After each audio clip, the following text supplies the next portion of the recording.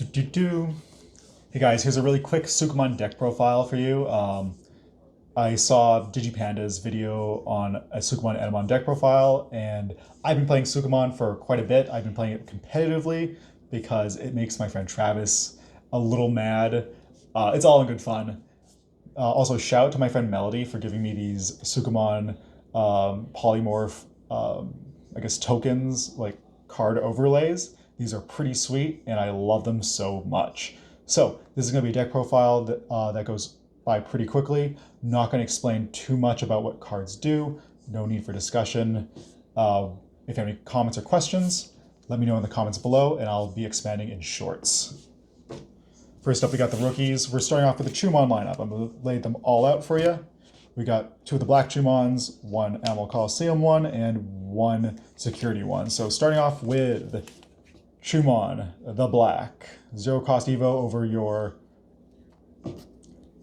black level 2s. I'll show those in a second. On play, you can trash one card with Sukamon or Etemon in its name and return one Sukamon from trash. This is important. You want to recycle and trash cards you don't need. Sometimes you need to grab Suka's Curse, sometimes you need to grab King Sukamon. With this Chumon, you're also getting that Chumon Inheritable, which is if this Digimon has Sukamon or Etemon in its name, you may play one Chumon from the trash suspended without paying the cost. So that's good. It works with the other Chumons. I'm not playing the Memory Chumon. DigiPanda was kind of right about that one. Memory floodgates just get popped. On top of that, we got the Animal Coliseum Chumon. Its on-play effect is, if it's your opponent's turn, reveal top 3 cards, and you can play one Sukamon card in its name without paying the cost. So this includes King Sukamon. If it's your opponent's turn, sometimes you get a free King Sukamon, and it trashes your cards. So not bad. You want Sukamons in trash. Its on-deletion effect is the same as the other Chumon. And then finally, we got the yellow Chumon, and its on-play effect is add the top card of your security stack to the hand. Then you may place one card with Sukamon in its name from your trash to the top of the, from your hand to the top of the deck. It would be really cool if you could play Sukamons from trash to security, but can't do that. And its on-deletion inheritable is if it's your opponent's turn or your turn, you can -3K one of their Digimon. Pretty solid card. The Chumons also synergize with each other, but Chumons are not really strong level 3s, but they do work well with the Sukamon Etemon archetype, so I wouldn't drop them completely. So that's the foundation of the deck. Let's talk about the level 2s real quick. You're doing a lot of redirect with Metal Etemon, so you're running a 4 of the EX10 Koromon. When attack targets change, draw 1. Good. Card draw, good. You're forcing a lot of attack, so sometimes you can, get a little bit of draw when you wouldn't have otherwise. And our 5th egg is going to be Tokomon because your Sukamons are going to die. Your Digimon are going to die. You might as well get a card draw from it. Feels good. So, Chumons is the base, some eggs for extra draw power. We're cooking. We're getting there. Next up, we have Ukos. Ukos do what Ukos do, reveal and speed up your game. The Great Search and chip damage. In a format like this, you want speed. Sukamon is slow, Sukamon's a rogue deck. To compete with these high-tier decks, you're going to want to have a little bit of speed, and Ukamon does that for you. Win more. Next up, we have Agumon from the starter deck. It has a nice start of main phase effect. It's if your opponent has a Digimon, gain 1 memory. If you have it in Raising and you have a memory setter, you can start your turn off with 3 and then 4 memory. That's a lot of memory, and you should be able to make something happen with that. Its all turns inheritable is once per turn, when an attack target is switched, gain a memory. Are you going to be stealing turn with this effect? Generally, no. But if you block or do something silly, memory, never a bad thing. And finally, we are running Chikurimon, play cost reduction, screws over CS Mastemon, and to some degree, like those, the Bagra Army, for example. It's not going to stop Royal Knights. It's going to slow them down, but Royal Knights is just silly, and does not fear the Chikurimon, but you can't win them all. Next up, we have the level 4s. It's going to be all Sukamon, baby. That's what we want. I'm running 3 of the Searcher Sukamon. I don't want to trash too much. You really want this card for the Search or the Inheritable. Its search ability is on deletion. Reveal the top 3 cards of your deck. Add 1 card with Chumon, Sukamon, or Etemon its name among them to your hand and trash the rest. You can basically search your entire line using this card, or an option card like Suka's Curse. And its Inheritable is the most important thing in the deck. When this Digimon would be deleted, by deleting 1 other Digimon with Sukamon in its name, prevent that deletion. That includes your side of the field, that includes their side of the field. So it synergizes nicely with King Sukamon. Next up is a Sukamon Classic and my favorite Sukamon art, 4 of the Security Sukamon. More bodies means more checks and more plays by going into your level 5s. Its security effect is, at the end of battle, play this card without paying the cost. It's not going to beat anything in security battles unless it's like, I don't know, Ghostmon, but you want more bodies on the field. So not a bad card. You can use it to you can use it as fodder to manipulate your security with Metal Etemon, and it has a nice on deletion effect, which is one of your opponent's Digimon gets -3k for the turn. That on deletion is the Inheritable, and if one of your Digimon pops, it pops. That's just how the Digimons. Might as well get -3k on the board on a small body or one of their Sukamons. Next up, we have the MVP, Platinum Sukamon. I am running it as a 4 of just because I always want to see it. It's not going to do anything against like hard play decks, really, but it is a general deterrent. People don't want their stack de-digivolved. The on-deletion effect is de-digivolve 1, and then its Inheritable is that Sukamon protection. If you're playing against a deck like Royal Knights, doesn't do much, but it's a nice card to digivolve over in raising. Next up, we have our level 5s, and we're going to start off with the BT23 Etemon. This card is the card that makes this deck feel playable. I was playing a version without this card, and it didn't feel functional. It just felt like a waste of time. And I liked playing it, but this card gives the deck that speed and also a little bit more aggression. It's a 3-cost Evo over CS or a Sukamon level 4. It has Alliance and an Inheritable Alliance. And its main effect is what makes me super happy. So I get to pay 1 and play 1 3-cost or lower Digimon with Chumon or Sukamon or CS from my hand without paying the cost. So I'm playing out my Sukamon bodies and then giving one of my level 3 or higher Digimon blocker reboot. That's nuts. Having a blocker Sukamon is something that you're doing a lot of, and sometimes you're giving this guy a blocker reboot if you want to swing with him for maybe 9k or something. Good card, 3 of. Next up, we got the Taunt Etemon. On play when Digivolving is going to be give one of their Digimon start main phase attack and -3k DP. Good card with a really nice Inheritable if you want to swarm the board. It's reveal top 3, and I can play a 3-cost or lower black or yellow Digimon and trash the rest. Card good, taunt good, and art good. Next up, we have our MVP, King Sukamon, with the classic Sukamon Polymorph.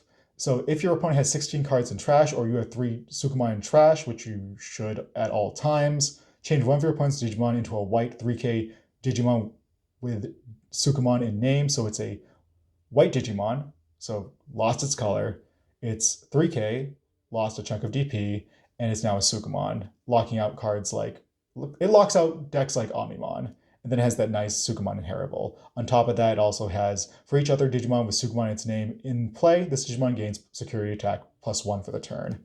And usually have your Inheritable underneath it to get more checks. It's kind of aggressive. And finally, we have the toilet of the deck, BT23 Shakuamon. I don't know if I like BT16 more, but the when Digivolving is, until your opponent turn ends, give one of your opponent's Digimon start main phase attack. More taunt feels good. Then you Digivolve 1 if it was a DNA.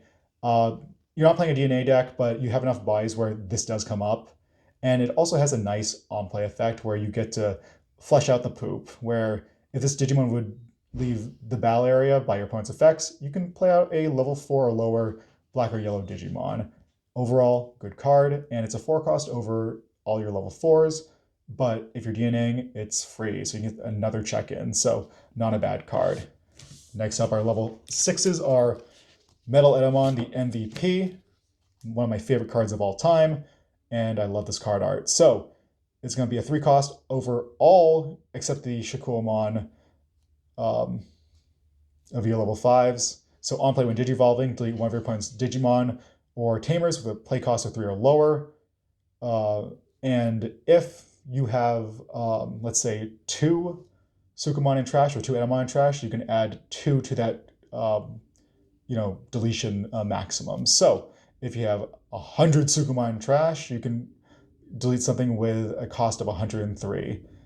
Generally, you want at least 2 Sukamon trash before popping this out, because that means you can kill all Tamers. This is your Tamer hate, and it is also your redirection wall. So its opponent's turn is once per turn. When an opponent's Digimon attacks by placing 1 card with Etemon or Sukamon and its name from your hand on top of your security stack, you may switch the target of attack to this Digimon or the player. So you can have them crash into Etemon, or you can have them crash into your security. A lot of times, you're having them crash into your security to get out a free Sukamon, or into a Suka's Curse. And that Suka's Curse ability can definitely screw up some really powerful level 6s. And overall, it's a good card. You want 3 of, I don't think you need 4 of, though. Next up, we have a BT23 Royal Knight, 3-cost Evo over your black Digimon, and black level 5 Digimon. And its all turns effect is what makes it special. So when this Digimon suspends, delete all Digimon with all of your opponent's Digimon with a play cost that is the lowest. So, good for clearing board a bit. Then, it also has the other all turns effect. When one of your Digimon Tamers would leave the battle area by your opponent's effects, you can suspend this Digimon to pretty much prevent it from getting popped. So, if you hit a Crimson Blaze and one of your Sukamons are on the field, if you didn't check with this guy, then you can suspend him to protect one of your guys. I think. I'd have to read Crimson Blaze, because I don't know if that floats or just is a flat delete and then it's vroom. But it also has blocker and reboot. Overall, a really powerful card. Don't know why Royal Knight's got a card like this, but who knows? I'm not too mad. Next up, we have our aces. Ace cards are really important in a deck like Etemon. This is not a really ace-bait deck. It's not how I play. So I'm only running 1 Shadow Seraphimon Ace. If you're familiar with the game, you know what this does. Digivolve however many you'd like, up to 3. And then it has blocker. And when things are redirected, like attacks are redirected, minus 5k for the turn, one of your opponent's Digimon.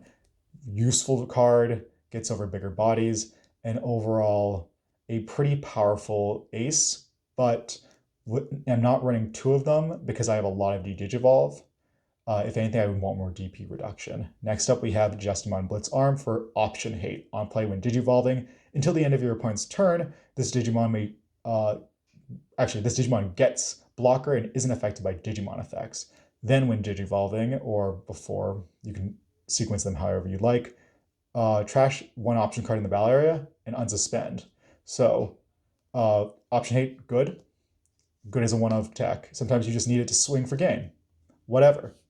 And next up we have Ruin Mode. Ruin Mode with Sukamon feels really good. I'll talk about why it's a really funny card.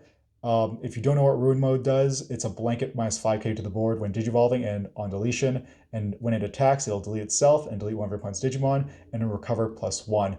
And then if you have a Tamer in play, Hatch and Raising. If you can prevent its deletion though, like with a Sukamon effect, you can keep swinging with it and still get the deletion of your opponent's Digimon and the recovery. That's funny, but it does not go over your black level 6s. Let's go over Tamers real quick and we'll wrap this up. So we got Tie, good for redirection and draw. Memory Setter, good.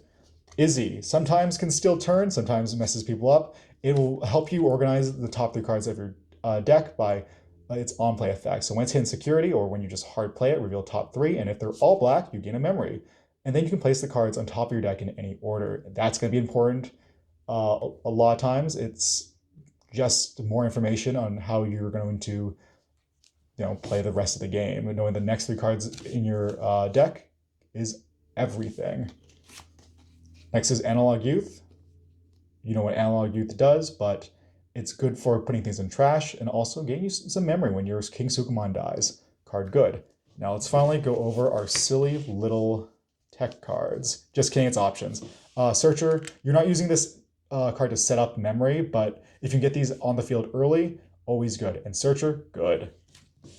Next up is Suka's Curse. Main effect is you can Digivolve one of your non-white Digimon, so you can't turn Ukos into poop, unfortunately, into a card with Sukamon in its name from hand without paying the cost and ignoring Digivolution requirements. It's also treated as having Sukamon in name, so you can search it with your Searcher Sukamon. Its security effect is what you want to use it for, but sometimes you're either warping up from level 3 to level 5 into King Sukamon, or you're taking your level 6s and warping them down to level 4 Sukamon and level 5 King Sukamon, either or. Then its security effect is that classic Sukamon polymorph. If you place this on your security stack with Chumon or Metal Etemon, it makes your opponent a little upset and forces them to play around it, because this is not something you want on your Digimon. Next up we have Cootie's Kick. Cootie's Kick, good card. You can use this for a cost of 1, and it's use, not play, so Chikurimon doesn't screw you up. If you have a Black Tamer, pay 1, and if you don't, pay 2. Main effect is one of your opponent's Digimon gets unblockable if it's a Sukamon or Etemon, and it can't be blocked. So you can end game with this. On deletion, you get to gain 3 memory. So you can use this as a way to like sort of force your opponent into bad situations. You can, if you need to buy on board, I'll pop it on a Sukamon, and they may not want to like kill that Sukamon because they'll pass turn. And its security effect is reveal top 3 cards, play a black 3 cost or lower, and trash the rest. So helps swarm the board and is good. Now finally we got Black Scramble, which has a security effect that's very similar, but it's a 2k or less DP Digimon, but functions the same way in terms of security effect, but it also reduces Digivolution cost for a cost of 2, black to black by 3. And its delay effect is play out Digimon if you have no Digimon on the field, and put a Digimon that's black on top of your deck. So overall, solid card. Next up we have our final tech card, Laplace's Demon. This card's super disruptive. I'm testing it out, love it. In this deck, you want people to make mistakes, and you guys show them what happens when they make mistakes. You gotta turn them into poop. That's the deck profile. Comment below if you'd like to ask, hey, how do these cards work? What are you doing? What sort of matchups are like? I will say I have favorable matchups into Bagra and Omnimon. Omnimon is my easiest matchup, and it feels really good. Gallantmon is weird, but not unwinnable. And yeah, that's it. Have a good one.